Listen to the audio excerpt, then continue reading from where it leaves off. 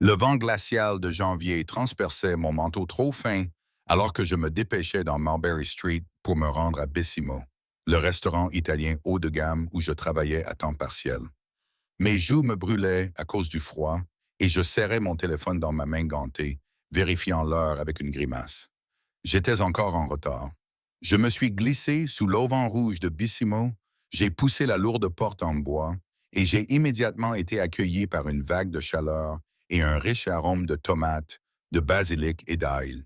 L'intérieur confortable, les sols en terrazzo, les nappes blanches et la lumière vacillante des bougies contrastaient fortement avec le froid mordant de l'extérieur.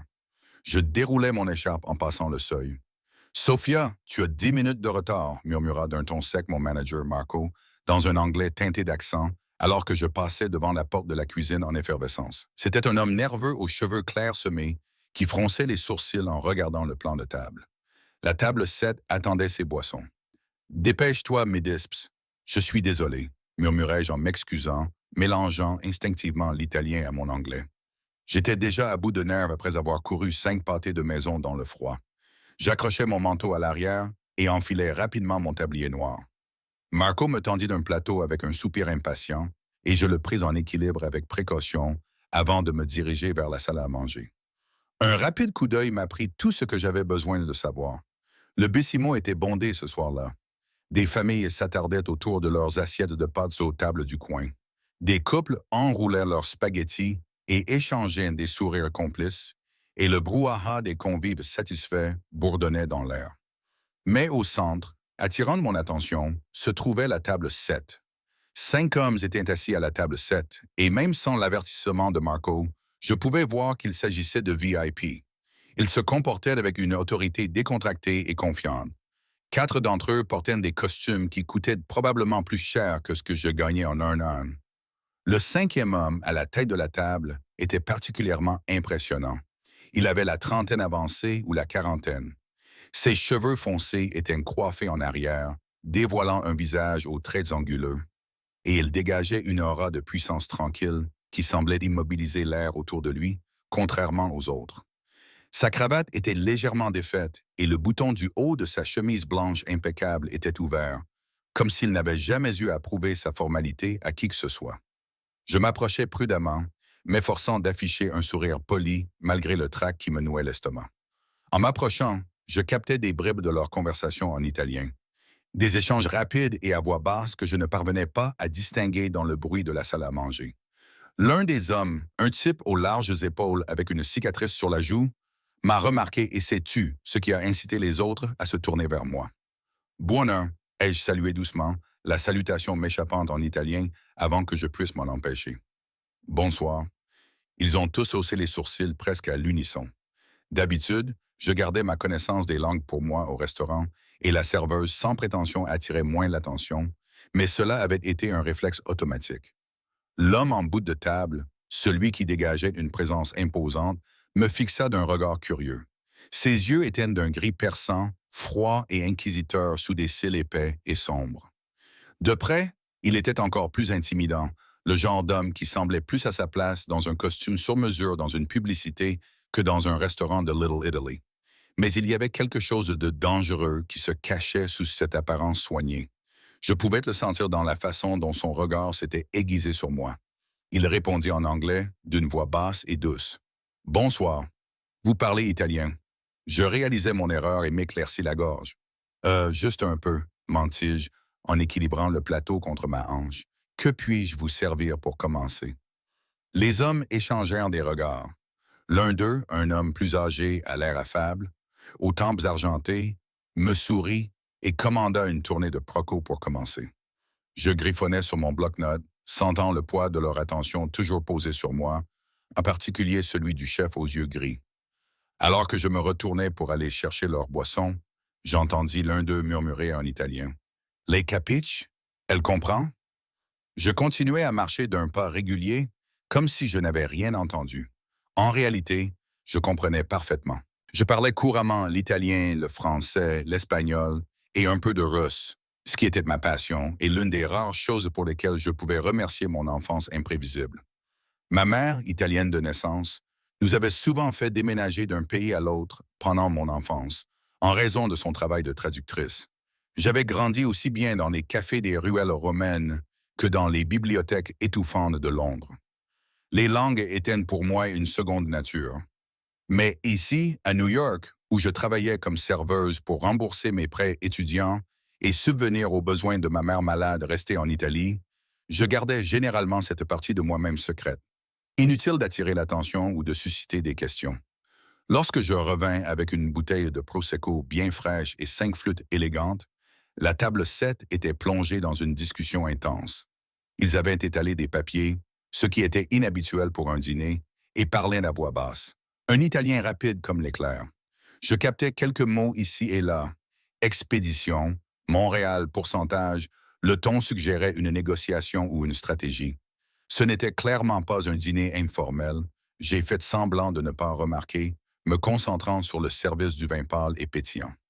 Alors que je me penchais entre les hommes en costume pour remplir le dernier verre, j'ai aperçu un étui de pistolet noir juste sous la veste d'un des hommes, le métal terne de l'arme reflétant la lumière. J'ai failli trébucher, le cœur battant, mais je me suis ressaisi. J'ai replacé la bouteille sur mon plateau, en prenant soin de ne pas se trahir mon inquiétude.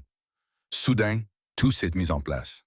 La façon prudente dont il s'était assis dos au mur. La façon dont le propriétaire du restaurant, d'ordinaire sociable, les avait personnellement escortés à la meilleure table avec un profond respect. Ces hommes n'étaient pas des hommes d'affaires ordinaires. Ils étaient bien plus dangereux que cela. J'ai reculé d'un pas, et à ce moment-là, mon téléphone a vibré dans la poche de mon tablier. Une fois, puis une autre, persistant, surpris, je l'ai discrètement sorti pour jeter un coup d'œil à l'écran. Mon estomac s'est noué en voyant l'identifiant de l'appelant. C'était un numéro international. L'Italie. Plus précisément, le numéro de l'hospice de ma mère à Rome. Une vague de peur m'a envahi. Moi, maman. J'attendais depuis une semaine des nouvelles de son infirmière, avec un mélange d'espoir et d'appréhension, mais elle m'appelait rarement pendant mes heures de travail, sauf en cas d'urgence. Je me mordis la lèvre. Techniquement, les téléphones étaient interdits dans la salle. Mais si je m'éloignais un instant dans le couloir arrière, le téléphone se remit à vibrer avec insistance. Jetant un rapide coup d'œil autour de moi, je vis que les hommes de la table 7 étaient à nouveau plongés dans leur conversation et que Marco était occupé au bar. Je fis 2 pas en arrière vers le couloir sombre, près des toilettes, et répondis doucement, passant à l'italien. Pronto, murmurai-je. Bonjour, signorina Lombardi. Une voix féminine tremblante répondit. C'était Martha, l'infirmière de ma mère. Mon cœur se serra. Quelque chose n'allait pas. Martha n'avait jamais semblé aussi bouleversée. Je serrais le téléphone contre mon oreille et me cachais davantage dans le coin, gardant un œil sur la table 7 à travers l'interstice. Les hommes continuaient à parler, inconscients pour l'instant. Martha Sieno, répondis-je précipitamment en m'identifiant. Que s'est-il passé? Martha eut le souffle coupé et se lança dans une explication frénétique. Je m'efforçais de saisir ses mots, le sang rugissant dans mes oreilles. Des hommes sont venus. Ils l'ont emmené. Je serrais le téléphone comme s'il s'agissait d'une bouée de sauvetage. Quoi? Qui l'a emmené? Je m'efforçais de garder une voix basse. Je ne sais pas. Ils étaient armés. Ils ont dit qu'ils avaient un message pour son patron. Son patron. Tout cela n'avait aucun sens. Ma mère était une traductrice à la retraite, désormais patiente en soins palliatifs. Elle n'avait pas de patron. À moins, pensais-je, qu'il ne pensait à quelqu'un d'autre. Ou s'agissait-il d'une erreur? Ils ont également dit qu'ils l'emmèneraient dans le sud. La voix de Martha se brisa dans un sanglot. Ils ont menacé de me tuer si j'appelais la police. Je suis désolé. Je suis désolé, Martha, dis-je rapidement, bien que mes mains tremblaient. Je retins mon souffle. Martha, calme-toi. Tu as bien fait de m'appeler. Je vais essayer de... Quoi? Que pouvais-je faire d'ici? Ma mère avait été kidnappée, emmenée par des hommes armés, probablement des criminels, et conduite vers le sud, sans doute dans le sud de l'Italie. Une vague de désespoir m'envahit. Je devais me rendre en Italie. Je devais faire quelque chose. Le visage de ma mère me revint à l'esprit. Ses yeux doux, son sourire fragile depuis son lit d'hôpital lors de ma dernière visite. Des larmes me brûlaient les paupières, mais je les refoulais avec force. Pas ici, pas maintenant. Martha, écoute-moi. Je m'efforçais de prendre un ton ferme. N'appelle pas encore la police. Reste en sécurité et essaye de trouver tout ce que tu peux. J'arrive dès que possible. Prends soin de toi jusqu'à mon arrivée. Martha acquiesça dans un murmure, puis l'appel prit fin. Je posai lentement le téléphone, tout mon corps tremblant sous l'effet de l'adrénaline et du choc. Ma mère, ma seule famille, avait été kidnappée et je n'avais aucune idée de qui était responsable ni pourquoi. J'expirais bruyamment. J'avais besoin d'aide. Quelqu'un qui comprenait ce monde souterrain fait de menaces et de violences. Quelqu'un qui pouvait m'emmener rapidement en Italie. Mes économies étaient maigres et réserver un vol à la dernière minute épuiserait le peu que j'avais. Même dans ce cas, je n'avais aucun plan pour ce que je ferais une fois arrivé là-bas. J'étais linguiste, pas détective ni combattante. Je passais une main sur mes yeux. Concentre-toi, Sophia. Une chose à la fois. D'abord, sortir d'ici. Marco devrait me pardonner. Une urgence familiale était un euphémisme. Je me suis retourné pour retourner vers la cuisine, prêt à supplier Marco de me laisser prendre le reste de la nuit, quand je me suis heurté à un mur de muscles. Non, pas un mur, un homme. L'un des hommes de la table 7, celui qui avait une cicatrice sur la joue et les épaules larges, m'avait suivi en silence. J'ai failli pousser un cri en reculant. Ses yeux sombres se sont posés sur moi, puis sur le téléphone que je tenais à la main. Je ne savais pas exactement ce qu'il avait entendu, mais son expression était de pierre. « Je suis désolé », balbutiai-je en anglais, essayant de le contourner. « Excusez-moi. » Il ne bougea pas. En fait, il se déplaça légèrement pour me barrer davantage le passage. Mon pouce s'accéléra sous l'effet de la peur. Par-dessus son épaule, je pouvais voir le reste de la table 7 qui nous observait maintenant. Tout le restaurant semblait s'être effacé, mon champ de vision se rétrécissant pour se concentrer sur les silhouettes dangereuses qui me fixaient désormais. L'homme balafré ne dit rien. Au lieu de cela, il inclina la tête comme s'il écoutait une instruction que lui seul pouvait entendre. Une oreillette. Je m'en rendis compte trop tard, presque cachée dans son oreille. Ma bouche s'assécha. Dans quoi m'étais-je embarqué? Tout va bien, mademoiselle. La voix douce et poignée de l'homme aux cheveux gris s'éleva de la table. Il s'adressait à moi calmement, mais il y avait dans sa voix une nuance qui me donnait la chair de poule, comme s'il savait déjà que quelque chose n'allait pas. Sous le poids de son regard, j'ai eu du mal à trouver ma voix. « Oui, monsieur, je suis désolé de vous avoir interrompu. » Ma voix m'a semblé fragile à mes propres oreilles. J'ai essayé de sourire, par réflexe de service à la clientèle, mais je n'y suis pas parvenu. Il s'est levé de table d'un mouvement fluide. Les autres hommes se turent, le regardant tandis qu'il me fixait d'un regard qui me clouait sur place. Il était plus grand que je ne l'avais réalisé, avec de larges épaules qui remplissaient son costume d'une menace discrète. Je crains qu'un imprévu ne soit survenu, parvins-je à dire. Je jetai un coup d'œil vers Marco, près du bar, qui remarquait enfin l'agitation, l'air alarmé. « Je dois partir.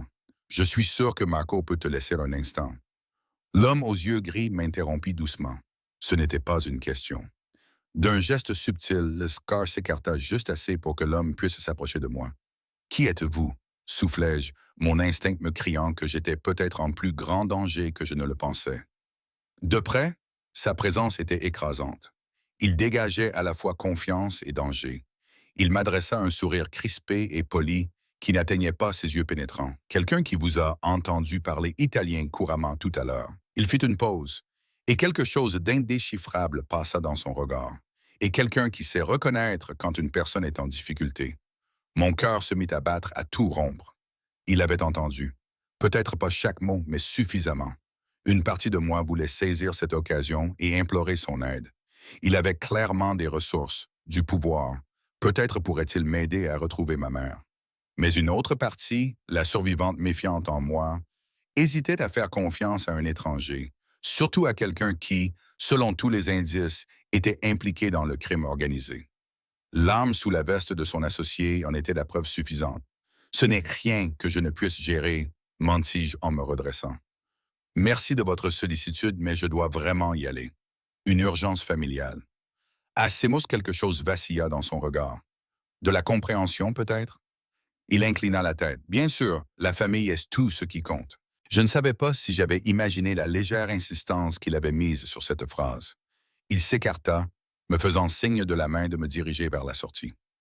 Après vous, Mademoiselle Lombardi, dis-je avec hésitation, surprise par cette soudaine courtoisie. Sophia Lombardi, Mademoiselle Lombardi. Il prononça mon nom avec un parfait Lille italien naturel. Ses yeux restèrent fixés sur moi tandis que je passais devant lui. J'espère que votre mère va bien. Mon souffle se bloqua dans ma gorge. Je n'avais pas mentionné qu'il s'agissait de ma mère. Peut-être avais-je dit madre au téléphone, ou peut-être l'avait-il simplement déduit. Quoi qu'il en soit, le poids de ces mots planait de manière inquiétante tandis que je traversais le restaurant, consciente que son regard me suivait tout au long du chemin. Marco bredouilla, confus, tandis que je lui expliquais rapidement que j'avais une urgence et que je devais partir immédiatement, que ce soit à cause de l'expression désespérée sur mon visage ou du signe subtil de l'homme aux cheveux gris, que j'ai vu du coin de l'œil donner son autorisation. Marco a simplement hoché la tête bêtement avant que quelqu'un ne puisse changer d'avis. Je me suis précipité dans la nuit froide, sans même m'arrêter pour prendre mon manteau. Le choc de l'air glacial était comme une gifle, mais je l'ai à peine senti. Je fonctionnais à l'adrénaline et à la peur. J'ai couru dans la rue, mon téléphone déjà à la main, en essayant de réfléchir à ce que je devais faire. Je devais réserver un vol pour l'Italie ce soir-là, si possible. Et puis, l'énormité de la tâche m'a submergé. Prendre l'avion pour un pays où je n'avais que peu de contacts en dehors des infirmières de ma mère. Affronter des hommes mieux armés et plus nombreux que moi. C'était absurde, mais je devais le faire parce que personne d'autre ne le ferait. Ma mère avait tout sacrifié pour moi. C'était maintenant à mon tour de la protéger. Mon appartement n'était qu'à 6 pâtés de maison. J'ai failli y glisser sur une plaque de verglas en me mettant à courir, mais je me suis rattrapé à un lampadaire. Concentration. Je ferai ma valise, prendrai mon passeport, et soudain, une élégante voiture noire garée au bord du trottoir a démarré en trombe et a tourné au coin de la rue. La rue était calme à cette heure tardive. Une fine couche de neige reflétait la lueur orange des lampadaires. Je frissonnais, m'arrêtant pour reprendre mon souffle et calmer la panique qui montait dans ma gorge. Le bruit de pas sur le trottoir résonnait derrière moi. Je jetai un coup d'œil en arrière. Un homme vêtu d'un manteau sombre marchait d'un pas rapide à un demi-pâté de maison derrière moi, dans la même direction que moi. Tous les poils de ma nuque se hérissèrent. Me suivait-il ou était-il simplement un piéton pressé de se mettre à l'abri du froid? J'ai accéléré le pas, mes bottes crissant sur la fine couche de neige. L'homme a lui aussi accéléré. Mon cœur s'est mis à battre, à tout rompre. Ce n'était pas de la paranoïa. Il me suivait, c'était certain. J'ai jeté un autre coup d'œil derrière moi. Il avait la trentaine, une silhouette athlétique, et il avait une main cachée de manière suspecte dans son manteau. Une vague d'angoisse m'a envahi. Avait-il une arme? J'ai brusquement changé de direction et traversé la rue en courant. Peut-être pourrais-je le semer dans la ruelle devant moi. Mademoiselle Lombardi, m'interpella une voix derrière moi. Ce n'était pas la voix suave de l'homme aux yeux gris, mais une voix inconnue et autoritaire. Je l'ignorais et continuais à marcher. Je n'avais pas l'intention de découvrir ce qu'il voulait. Sophia Lombardi, arrêtez-vous, aboya la voix, qui me poursuivait manifestement. Je me glissais dans la ruelle étroite entre une boulangerie et une épicerie fine fermée. Mon pouls s'accéléra. La ruelle était encombrée de sacs poubelles et le néon lointain d'une enseigne éclairait à peine le chemin. Une impasse. Ma mémoire me rattrapa une seconde trop tard. Je m'arrêtai brusquement, le souffle court. Les pas ralentirent à l'entrée de la ruelle. La silhouette de l'homme se dressa, bloquant la seule issue. Mon esprit s'emballa. Réfléchis, réfléchis. Il y avait une échelle de secours rouillée juste au-dessus de moi, hors de portée. Pas le temps de traîner une poubelle pour grimper. Je me suis retourné pour chercher un autre moyen. « S'il vous plaît », ai-je crié, ma voix résonnant durement sur les murs de briques. « Je n'ai pas d'argent. Prenez juste mon téléphone. » Il s'est avancé sous la lumière vacillante de la ruelle, révélant un visage rasé de près et des yeux bleus glacés. Je ne suis pas un agresseur. Il a montré quelque chose à l'intérieur de son manteau. Un étui avec un pistolet, mais aussi une sorte de badge. Il ne ressemblait pas à celui de la police de New York. Il était différent. Il était gravé d'un drapeau italien et d'un aigle. Je suis ici au nom de Dante Ricci. Dante Ricci. Ce nom ne me disait rien, mais je sus immédiatement qui il devait être. L'homme aux yeux gris de la table 7. Bien sûr, il avait un nom, et maintenant moi aussi. Dante. Cela lui allait bien d'une certaine manière, à la fois élégant et infernal. Que voulez-vous? demandai-je en essayant de ne pas laisser ma voix trembler. Mon dos était plaqué contre le mur de briques froid. Il n'y avait aucun moyen de passer ce type. S'il voulait me faire du mal, j'étais fichu. Mais s'il avait un badge, était-il une sorte de policier italien ou plus probablement un agent de sécurité privée pour Dante? Monsieur Ricci demande votre présence, dit l'homme avec précaution. Il ne sortit pas son arme, mais sa main reposait près de celle pour-ci. Je secouai immédiatement la tête. Je n'ai pas le temps pour ça. Ma mère est en danger. Il termina à ma place. Son regard s'adoucit légèrement. C'est exactement pour cela que vous devez venir avec moi. Un frisson sans rapport avec l'air hivernal me parcourut l'échine. Dante avait dû entendre plus de ma conversation que je ne le pensais. Ou peut-être était-ce cet homme. Peut-être parlait-il italien lui aussi. Quoi qu'il en soit, il savait. Monsieur Ricci peut vous aider, continua l'homme, mais pas si vous partez seul dans la nuit. Vous serez morte ou disparue au petit matin si vous essayez. Ces gens qui ont enlevé votre mère, qui sont-ils? L'interrompis-je désespérément. Que savez-vous? Il serra les lèvres, clairement réticent à en dire plus. Venez, nous devons vraiment y aller. Il tendit de la main vers moi sans tout à fait me toucher, mais le message était clair. J'hésitais, le cœur battant à toute rompre dans mes oreilles. Si Dante Ricci avait vraiment voulu me faire du mal, il aurait pu le faire au restaurant sans trop de difficultés. Le fait d'envoyer quelqu'un à ma poursuite signifiait qu'il avait l'intention de s'impliquer dans cette affaire. L'ennemi de mon ennemi est mon ami, n'est-ce pas? S'il savait qui avait enlevé ma mère, je serais idiote de ne pas au moins l'écouter. Pourtant, mon instinct me disait que m'aventurer dans le monde de Dante Ricci pouvait être tout aussi dangereux que d'affronter seul cette menace. Mais je n'avais pas ce choix. Pour le bien de ma mère, je ne pouvais refuser aucune aide. Je pris une inspiration tremblante et acquiesçai. D'accord. Un soulagement passa sur le visage de l'homme. Il me fit signe d'avancer et m'escorta hors de la ruelle. Garée au bord du trottoir se trouvait la même voiture noire élégante que j'avais vue plus tôt. La porte arrière s'ouvrit alors que nous nous approchions, et j'aperçus la silhouette reconnaissable entre toutes de Dante à l'intérieur, éclairée par la douce lueur d'une lampe de lecture. Mon estomac se noua.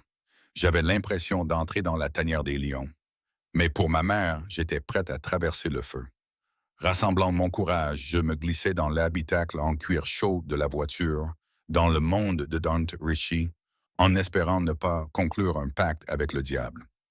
La porte se referma avec un bruit sourd, étouffant le monde extérieur, et je me retrouvai sur la banquette arrière de ce qui ressemblait à une limousine. Face à face avec Dante Ricci. L'intérieur était faiblement éclairé, l'odeur du cuir fin et un soupçon d'eau de Cologne nous entouraient. Dante était assis, une jambe croisée sur l'autre, parfaitement à l'aise, ses yeux gris levés de la tablette qu'il tenait dans sa main pour me regarder. Je me sentais cloué par ce regard, vif, intelligent et beaucoup trop observateur. Je me rendis soudain compte que je tremblais, soit de froid, soit de nervosité, soit des deux. Sans un mot, Dante ôta sa veste de costume sur mesure et la posa sur mes épaules. Ce geste inattendu me laissa momentanément sans voix. La veste était chaude, imprégnée de sa chaleur corporelle et d'un subtil parfum d'ambre et de fumée de bois. Merci, ai-je murmuré en l'enroulant autour de moi. Mon propre manteau était resté au restaurant, mais je doutais fort d'y retourner à le chercher de sitôt. Il a incliné la tête en signe d'acquiescement. Vous êtes parti précipitamment, a-t-il dit. Ce n'était pas vraiment une question, plutôt une douce incitation. De près, dans l'espace intime de la voiture, sa voix était aussi veloutée qu'au restaurant, mais avec une nuance d'inquiétude. Je serrais les mains sur mes genoux, très consciente de la présence des deux autres hommes assis à l'avant, l'un au volant, l'autre sur le siège passager. Ils parlaient doucement en italien, discutant de l'itinéraire et du timing, sans nous regarder, donnant l'illusion d'une intimité. Je baissai tout de même la voix. Je n'avais pas le choix. Ma gorge se serra à nouveau de peur. Elle a été kidnappée par des gens qui ont laissé un message à propos d'un patron. Dante échangea un regard avec le conducteur dans le rétroviseur. Juste un clin d'œil. Vous avez mentionné le sud. Ils ont dit qu'ils l'emmenaient vers le sud. J'acquiesçais. Marcia, son infirmière, pensait qu'ils voulaient dire le sud de l'Italie. Elle a dit que c'était des hommes armés. Ils ont menacé de la tuer si elle allait voir la police. Dante, s'il te plaît. Je me suis presque étouffé en prononçant son nom. Il était étranger à ma langue. Si tu sais qui a fait ça, dis-le-moi. Je dois appeler les autorités ou quelque chose comme ça. Son expression s'est légèrement durcie lorsque j'ai mentionné les autorités. Si c'est bien celui que je soupçonne, la police ne sera d'aucune aide, a-t-il dit. Il n'y avait aucune arrogance dans son ton, juste une certitude absolue. Je le croyais. Le poids de ses mots était effrayant. Qui soupçonnes-tu? La voiture s'éloigna doucement du trottoir. Dante me regarda encore longuement, comme s'il pesait le pour et le contre. Il y a un homme, dit-il lentement, qui cause des problèmes à mon entreprise. Il s'appelle Alesi Ferrero. Je me creusais la tête, essayant de me rappeler si j'avais déjà entendu ce nom. Il me semblait vaguement familier, mais je n'arrivais pas à le situer. Est-il membre de la mafia comme vous? Ai-je lâché avant de pouvoir me retenir? Un soupçon de sourire a effleuré les lèvres de Dante. Vous parlez franchement. C'est rafraîchissant. Il n'a ni confirmé ni infirmé son appartenance à la mafia, ce qui en soi était une confirmation. Ferrero dirige un groupe qui s'est développé de manière agressive depuis la Calabre jusqu'à la Campanie et le Latium. Récemment, il a jeté son dévolu sur Rome et au-delà. Ma mère est à Rome, murmurai-je. Plus pour moi-même et pour savoir s'il ciblait des personnes à Rome, c'est sûrement. En effet, répondit Dante en serrant les mâchoires, et pendant un instant, une froide fureur traversa son visage. Louis et moi avons une affaire à régler. Si les hommes de Ferrero ont enlevé ta mère, ce n'est peut-être pas une coïncidence. Je le fixais du regard. Tu penses qu'ils l'ont enlevé à cause de toi? Cela semblait absurde. Ma mère et moi n'étions personne dans le grand schéma des choses. Comment un criminel en Italie aurait-il pu le savoir? J'avais croisé Dante à New York ce soir-là. Dante croisa les doigts, les coudes posés sur ses genoux, et me regarda pensivement. J'essaie encore de comprendre moi-même. C'était peut-être le hasard, peut-être pas. Mais quoi qu'il en soit, Ferrero utilisera n'importe qui comme moyen de pression ou de punition. Cibler les membres de la famille. C'est une tactique qu'il affectionne. Un muscle de sa joue se contracta. Je sens que c'était personnel pour lui. Une punition pourquoi? Demandai-je doucement. Ses yeux rencontrèrent les miens dans la pénombre. Je perçus une légère offense. Pour être associé à moi, peut-être, dis-je. À moi, peut-être, s'il pense que tu l'es, ou pour la désobéissance des autres à son égard. Cela pourrait même être une erreur d'identité. Je ne le saurais pas tant que je n'en saurais pas plus. Sa voix s'adoucit. Ce qui importe maintenant, c'est de ramener ta mère saine et sauve et de s'occuper de Ferrero. S'occuper de Ferrero. La désinvolture avec laquelle il prononça ces mots me fit frissonner, et cela n'avait rien à voir avec le froid. Je réalisais que j'étais sur le point de m'allier à un parrain de la mafia pour sauver ma mère d'un autre parrain de la mafia. Comment ma vie avait-elle pu basculer dans ce cauchemar en l'espace de quelques heures? Je baissai les yeux vers le siège en cuir raffiné, la veste de Dante toujours autour de moi. « Pourquoi m'aidez-vous? » murmurai-je. Il resta silencieux. J'osais lui jeter un coup d'œil. Son visage était dans l'ombre, indéchiffrable, car Mabel Lombardi, dit-il enfin, il semble que nous ayons un ennemi commun, et je ne tolère pas l'enlèvement de femmes innocentes. Il y a des limites que même des hommes comme moi ne doivent jamais franchir. Sa voix était empreinte d'une conviction qui me poussa à le croire. Aussi étrange que cela puisse paraître, un criminel avec des principes moraux, un oxymore, certes, mais Dante Ricci avait clairement un code d'honneur auquel il se conformait.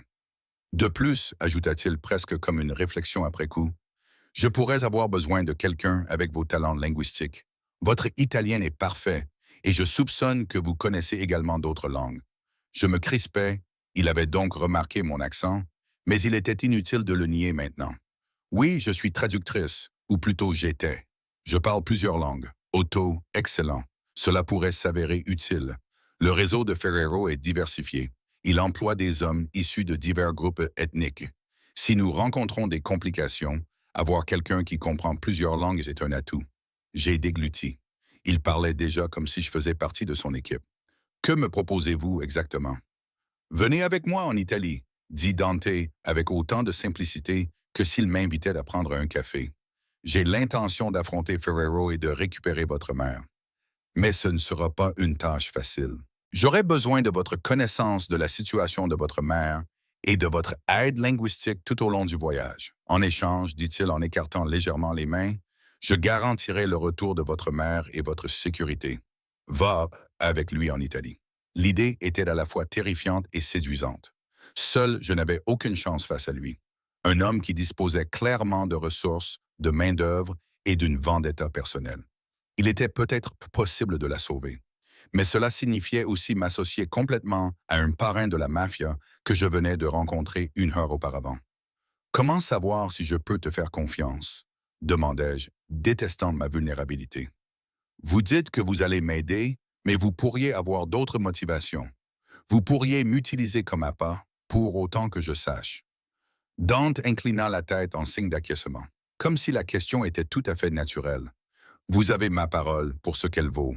Je sais que la confiance se mérite, qu'elle ne s'accorde pas gratuitement, surtout dans ces circonstances. Mais réfléchissez. Si j'avais voulu vous faire du mal, ne l'aurais-je pas déjà fait? Je me mordis la lèvre. C'était vrai. S'il avait seulement voulu me faire taire ou quelque chose comme ça, il aurait facilement pu le faire. Au lieu de cela, j'étais là, enveloppé dans sa veste, qu'il me demandait poliment plutôt que de me forcer. Et Malais Lombardi, vous aurez peut-être du mal à le croire, continua-t-il, mais j'ai moi aussi une mère. La famille, c'est la seule chose sacrée que nous ayons. Celui qui a enlevé votre mère ne vous a pas seulement insulté, il m'a insulté moi aussi. Je ne laisse pas passer de telles insultes. Il y avait une pointe d'acier dans sa voix calme qui me disait que Ferrero avait commis une grave erreur aux yeux de Dante. Je me demandais quelle histoire liait ces deux hommes puissants, mais c'était probablement une histoire pour une autre fois. J'ai inspiré lentement. D'accord, je vais vous accompagner. Ma voix était à peine plus qu'un murmure, mais elle était pleine de détermination. À une condition, une fois que nous aurons retrouvé ma mère, je m'en vais. Je ne veux plus rien avoir à faire avec le monde souterrain ou quoi que ce soit d'autre. Les lèvres de Dante esquissèrent un léger sourire. C'est plus que raisonnable. Aidez-moi à mener cette mission à bien, et je veillerai à ce que vous rentriez tous les deux sains et saufs chez vous. Après cela, vous serez libre de faire ce que vous voulez. J'acquiesçais d'un petit signe de tête. C'était probablement la meilleure offre que je pouvais espérer. Encore une chose. Son regard me cloua à nouveau sur place. Tu devras rester près de moi. Ferrero pourrait désormais te considérer comme une cible également. Et je ne prendrai pas le risque qu'il t'enlève toi aussi. Donc, à partir de maintenant, tu iras où j'irai, compris. L'idée d'être constamment sous sa surveillance était à la fois rassurante et angoissante. Mais si les hommes de Ferrero étaient vraiment à ma recherche, je ne voulais pas les affronter seul.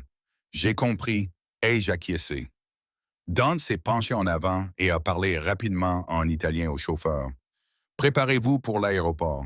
Préparez-vous au décollage. J'ai haussé les sourcils.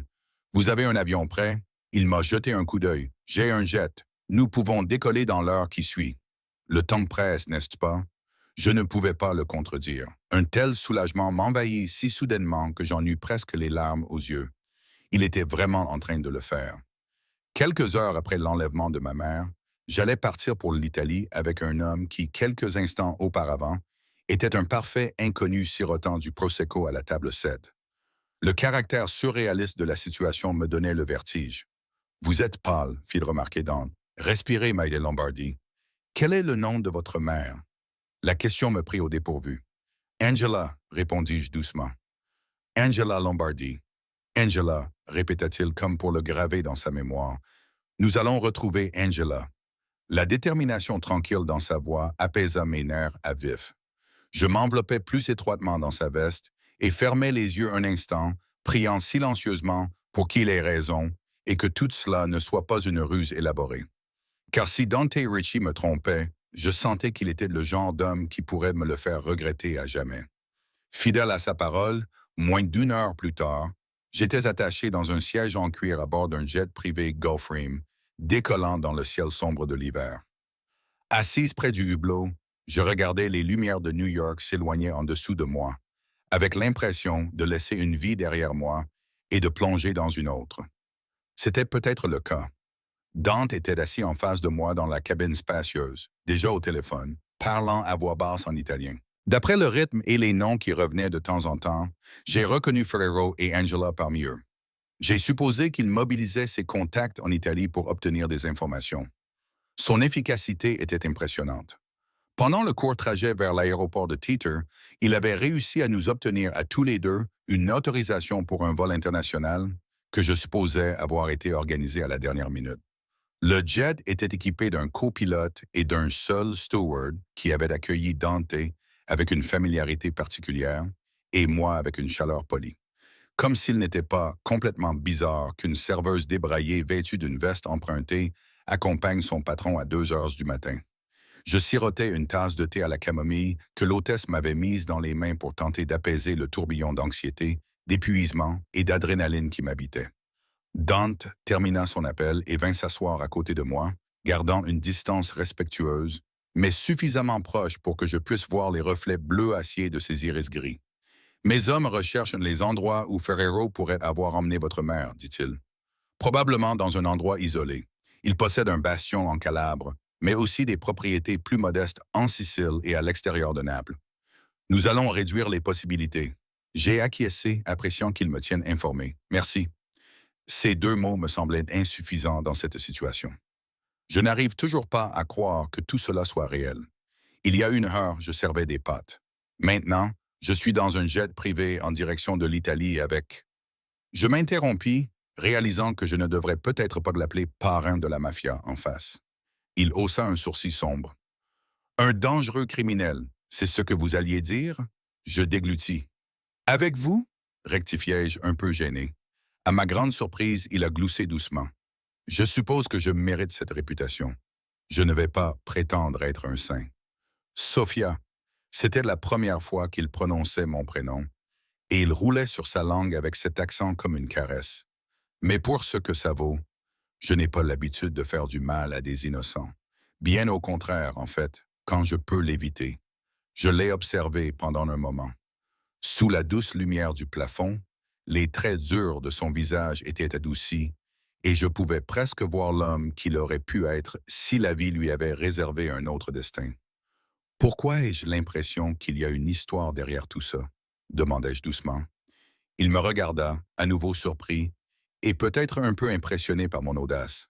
Il se pencha en arrière, le regard dérivant au-delà de moi vers l'obscurité totale à l'extérieur. J'ai grandi dans cette vie, comme vous vous en doutez probablement. Mon père était, disons, un homme influent en Sicile. Quand j'étais enfant, j'ai vu des choses que j'aurais préféré ne pas voir. L'innocence prise entre 2 feux dans de vieilles vendettas. Cela m'a marqué. Sa voix était devenue douce, lointaine. Je ne peux pas changer ce que je suis, mademoiselle Lombardi. Ce que je fais, mais je peux choisir les limites que je refuse de franchir. Ferrero, en revanche, n'a pas de telles limites. C'est pourquoi il faut s'occuper de lui. Je me suis surprise à boire ses paroles, cet aperçu de son passé le rendant plus humain que je ne l'aurais cru. Le fait qu'il se soucie même des dommages collatéraux était surprenant pour quelqu'un dans sa position. « Je suis désolé », ai-je dit doucement. Et quand il m'a regardé d'un air interrogateur, j'ai ajouté « Pour le garçon que vous étiez, qui a dû voir ces choses ». Une expression semblable à de la douleur a brièvement traversé son visage, rapidement masqué. Il a incliné la tête en signe de remerciement. Nous sommes tombés dans le silence. Mes paupières devenaient lourdes, le stress et le manque de sommeil me rattrapant.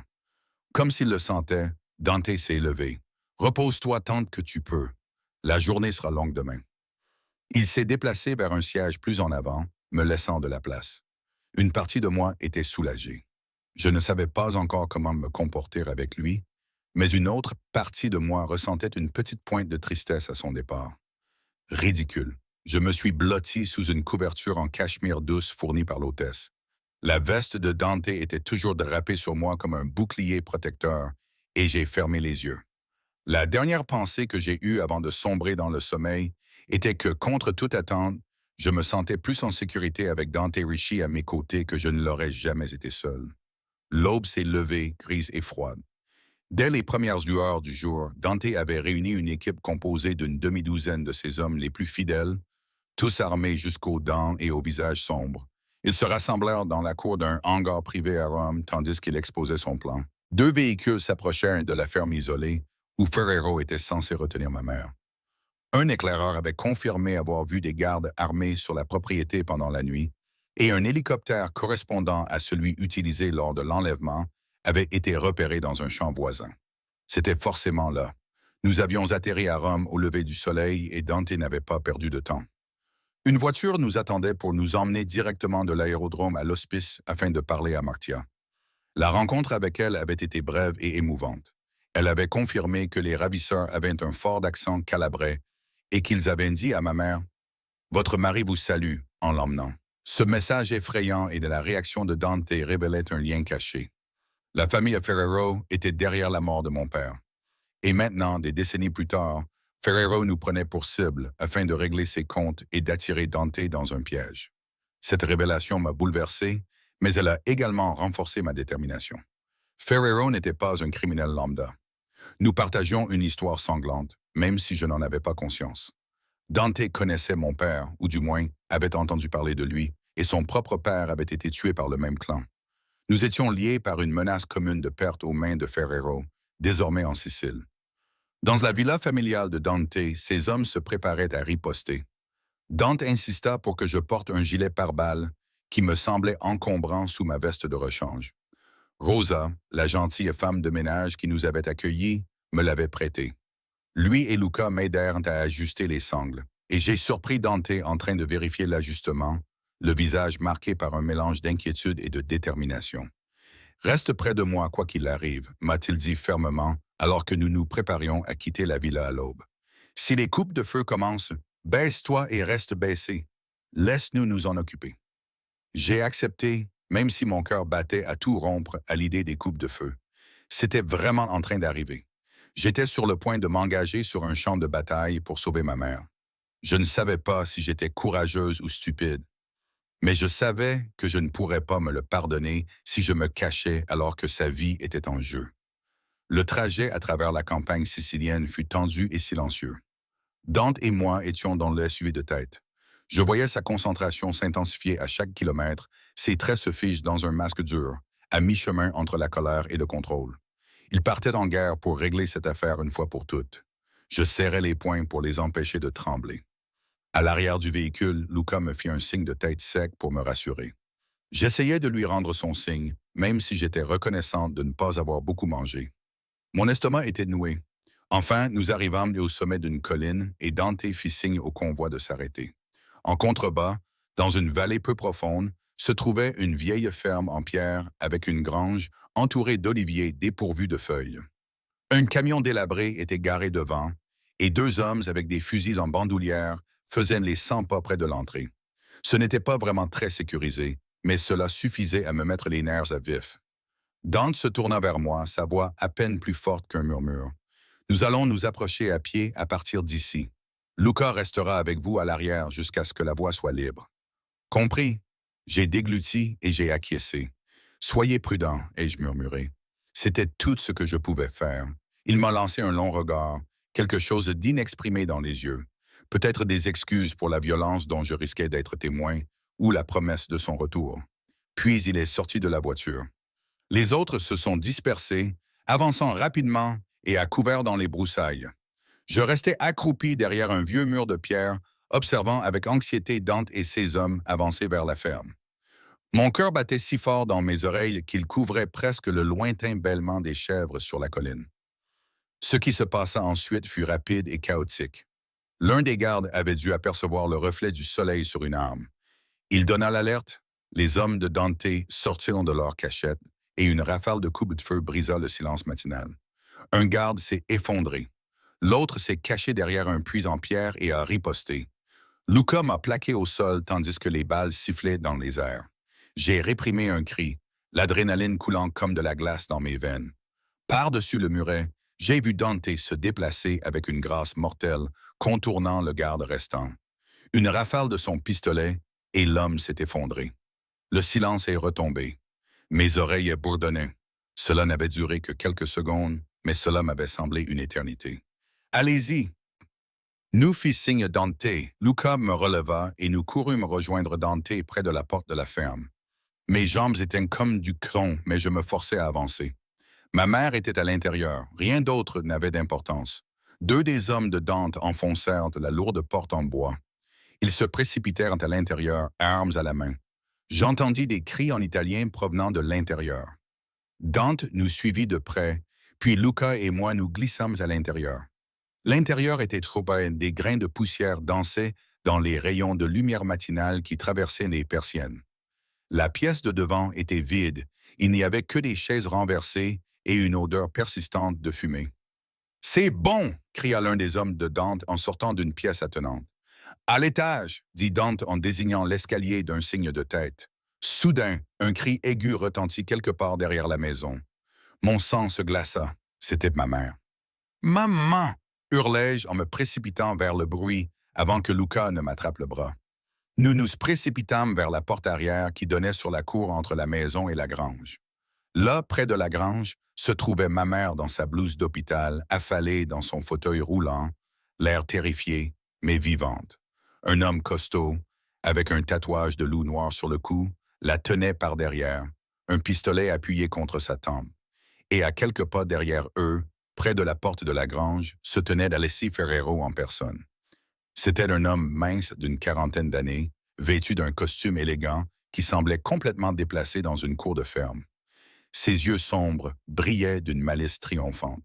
Il tenait un pistolet dans une main et un téléphone portable dans l'autre, attendant probablement la nouvelle de mon arrivée. Il en a eu plus que pour son compte lorsque Dante et ses hommes sont apparus. « Rachi !»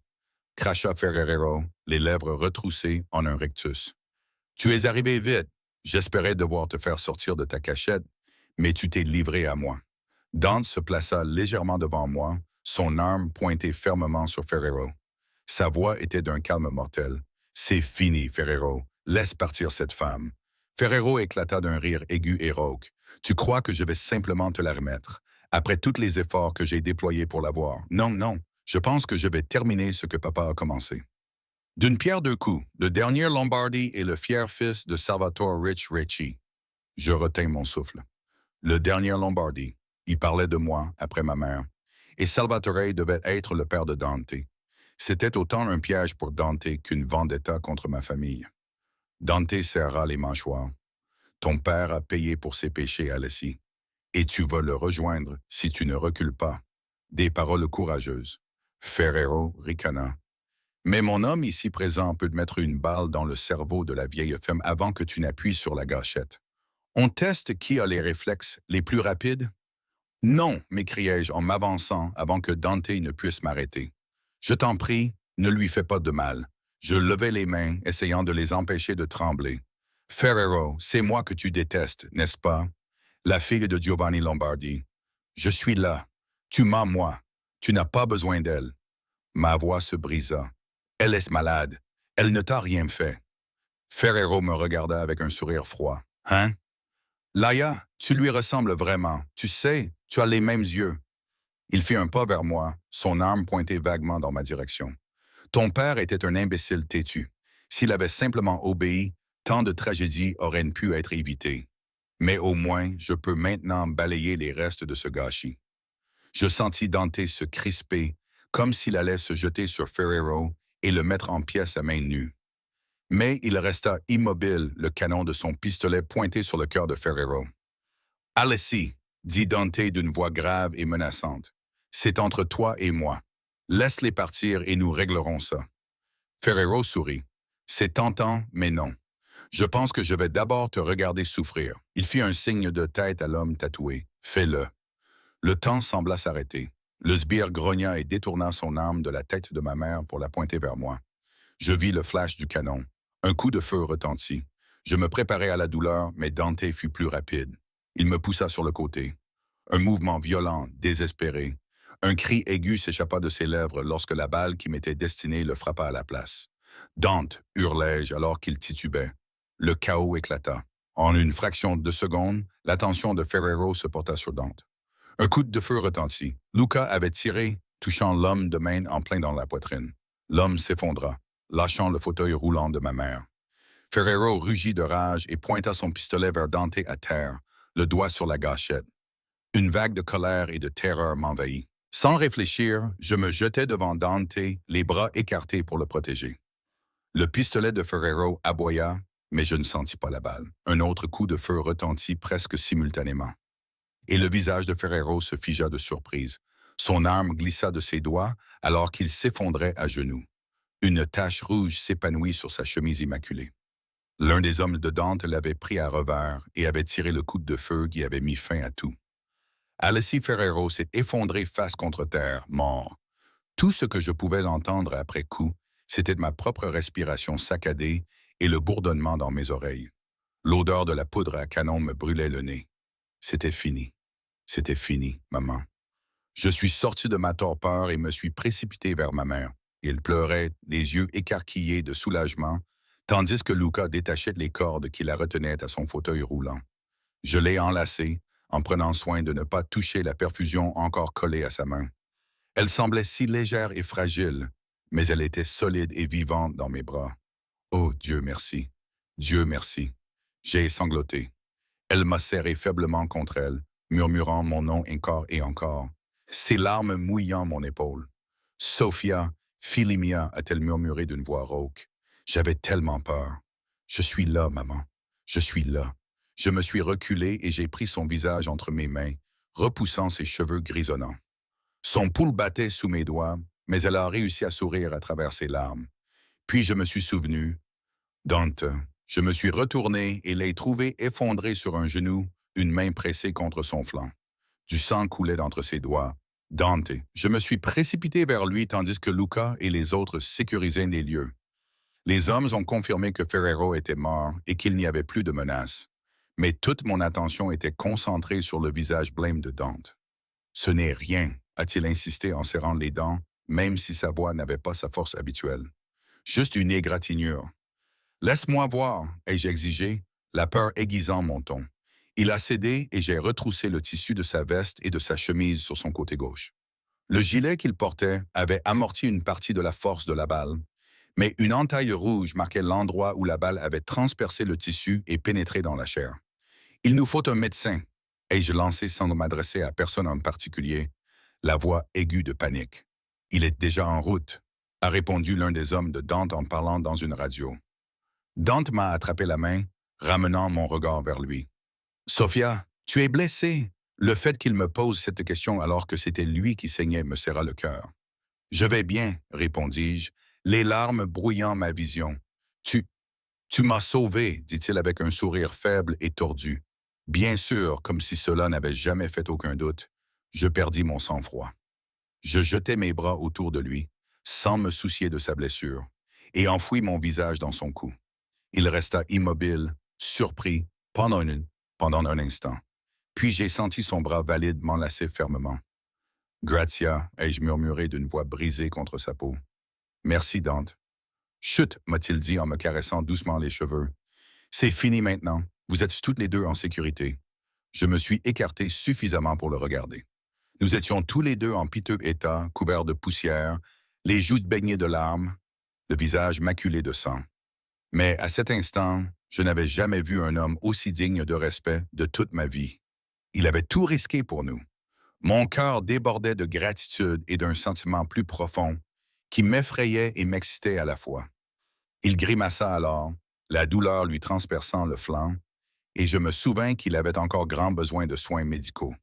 Je l'aidai à s'asseoir contre le mur de la grange. L'un de ces hommes s'est précipité avec une trousse de premier secours et a commencé à panser efficacement la blessure. Ma mère, malgré sa faiblesse, a insisté pour toucher le bras de Dante. « Merci, Seigneur, a-t-elle dit d'une voix rauque, vous nous avez sauvés. » Dante a secoué la tête humblement. « Je suis désolé que vous ayez été mis en danger, Señora Lombardi. Reposez-vous maintenant. Vous serez bientôt chez vous. » Elle lui adressa un sourire maternel et doux, puis me lança un regard que je ne parvins pas à interpréter. Était-ce un signe d'approbation? Avant que la fatigue ne l'emporte et qu'elle ne s'affale dans son fauteuil.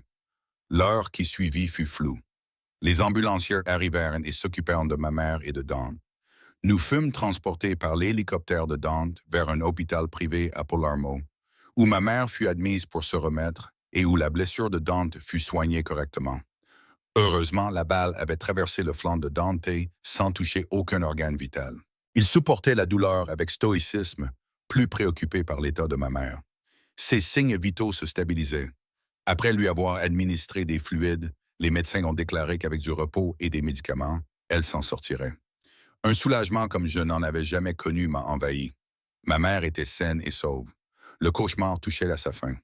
Mais alors que ce poids s'envolait, Une autre douleur s'installa dans ma poitrine. Je réalisais que je devrais bientôt dire au revoir à Dante et retourner à ma vie normale. 2 jours plus tard, un soleil hivernal frais brillait sur le tarmac de l'aéroport de Rome où je me tenais avec ma mère à côté d'un jet qui nous attendait. Dante avait insisté pour nous ramener à New York dans son avion privé afin de garantir notre confort et notre sécurité. Ma mère, émitouflée dans un manteau et l'air fragile mais en bien meilleure forme, était déjà à bord, nous laissant un peu d'intimité avec un sourire complice. Nos bagages et nos provisions étaient prêts. Il ne restait plus qu'à se dire au revoir. Dante se tenait devant moi, un bandage visible sous sa chemise au col ouvert. Son visage avait retrouvé son masque impassible, mais je le connaissais désormais assez bien pour remarquer la tension dans sa mâchoire, la réticence dans son attitude. Nous n'avions pas eu un seul moment vraiment seul depuis le sauvetage. Il y avait eu les médecins et les infirmières, puis la coordination du décès discret de Ferrero avec ses associés. Maintenant, enfin, nous avions un bref moment de calme. Je cherchais mes mots, mais ils me semblaient inadéquats. Je ne sais pas comment te remercier, commençai-je doucement, en levant les yeux vers ces yeux couleur d'orage qui m'étaient devenus si chers. Pour tout, vous avez sauvé la vie de ma mère. Vous avez sauvé ma vie. Vous ne me devez rien, dit Dante fermement. C'est moi qui devrais vous remercier de m'avoir fait confiance, de m'avoir aidé à mettre fin à un chapitre très sombre. Nous nous tenions à 1 mètre l'un de l'autre, un gouffre de sentiments inexprimés entre nous. Je me rendis compte que mes mains tremblaient. Je les serrais l'une contre l'autre pour les calmer. Et maintenant, c'était une question idiote. Maintenant, j'allais rentrer chez moi. Et Dante allait continuer sa vie ici, en équilibre entre le pouvoir et le danger. Nos mondes allaient se séparer aussi brusquement qu'ils s'étaient rencontrés. Cette pensée me causa une douleur sourde dans la poitrine. Il s'éclaircit la gorge. Maintenant, ramenez votre mère chez vous et vivez votre vie, loin de tout cela. Sa voix était douce, mais chaque mot semblait lourd. J'ai déjà pris des dispositions pour qu'une sécurité discrète veille sur vous deux à New York pendant un certain temps, au cas où les restes de Ferrero causeraient des problèmes, mais je ne m'attends pas à ce qu'ils le fassent. Et vous? Demandai-je. Vous allez bien? Un sourire ironique effleura ses lèvres. Il en faut plus qu'une égratignure pour m'abattre. Je vais bien. Nous sommes tombés dans le silence. C'était fini, nos chemins se séparaient. Pourtant, je ne pouvais pas bouger. Quelque chose en moi me criait que partir maintenant était une erreur, que je laissais quelque chose derrière moi. Mais quoi exactement? Un homme dangereux qui était devenu mon protecteur, mon ami, quelque chose de plus. Dante rompit le silence le premier. Sophia, mon nom sonnait comme une caresse dans sa bouche. J'étais sincère l'autre soir. Après cela, tu n'auras plus aucune obligation envers moi. Je veux que tu sois en sécurité et heureuse. Loin de mon monde, hésita-t-il, un léger tremblement apparaissant sur son visage impassible. Mais sache que si jamais tu as besoin de moi, si jamais tu veux me voir, je viendrai. Où que tu sois, les larmes me montèrent aux yeux. Cet homme réservé et maître de lui-même exprimait ses sentiments du mieux qu'il pouvait. Il me disait que le choix m'appartenait. J'ai dégluti pour faire passer la boule qui me serrait la gorge. Et si? Ma voix affaiblit, mais je me suis forcé à continuer. Et si je voulais te revoir? Ses yeux se sont assombris, l'espoir et la prudence s'y livrant bataille. Alors je viendrai en un clin d'œil. Tu n'auras qu'à me le dire. Une larme a coulé sur ma joue. Ce n'est pas vraiment une fin de conte de fées, n'est-ce que pas? Ai-je dit avec un rire tremblant. Pas de cheval blanc ni de promesse de bonheur éternel. Dante leva la main pour essuyer doucement la larme sur ma peau. Non, acquiesça-t-il doucement. Nos mondes ne sont pas un conte de fées. Mais cela ne signifie pas que c'est la fin de notre histoire. C'était tout ce que j'avais besoin d'entendre. Je réduisis la distance entre nous et me mis sur la pointe des pieds, enroulant mes bras autour de son cou. Ses bras se posèrent instantanément autour de ma taille, comme s'il attendait ma permission. J'ai pressé mes lèvres contre les siennes dans un baiser qui exprimait toutes les émotions inexprimées. Gratitude, passion, désir et, par-dessus tout, promesse. Il m'a rendu mon baiser avec ferveur, une main caressant ma nuque, l'autre me serrant contre lui. Le temps s'est arrêté. Tous les doutes, toutes les craintes concernant l'avenir se sont dissous dans la chaleur de cette étreinte. Il n'y avait plus que cet instant et la compréhension silencieuse qui passait entre nous, celle que nous comptions bien plus l'un pour l'autre que les circonstances ne nous avaient permis de le dire. Lorsque nous nous sommes finalement séparés, tous deux essoufflés, il a posé son front contre le mien. Tivolaine, Sophia, a-t-il murmuré d'une voix rauque d'émotion. Je tiens profondément à toi. Ce n'était pas tout à fait un je t'aime, mais cela résonnait d'une sincérité profonde. Ancio Dante, ai-je murmuré en retour. Moi aussi. Pendant une longue seconde, nous sommes simplement restés enlacés sur le tarmac balayé par le vent, gravant chaque détail dans notre mémoire, ses cils contre sa joue alors qu'il fermait les yeux. La façon dont ses épaules se soulevaient et s'abaissaient au rythme de sa respiration régulière, la chaleur de son étreinte me protégeant du froid. Finalement, Dante s'est écarté, prenant mon visage entre ses mains. « Va, a-t-il dit doucement. Ta mère t'attend, et moi aussi, j'attendrai, acquiesçai-je en glissant mes mains vers les siennes et en les serrant une fois avant de m'éloigner. Mon cœur était à la fois lourd et léger. Un mélange doux-amer. Je montais les marches menant au jet et me retournais à la porte de la cabine pour un dernier regard. Dante se tenait là où je l'avais laissé, silhouette solitaire contre le ciel gris du matin. Il leva la main dans un geste subtil, un rare sourire effleurant ses lèvres. Pas un adieu, mais un « à plus tard ». Je posai mes doigts sur mes lèvres et les tendis vers lui, une promesse portée par la distance.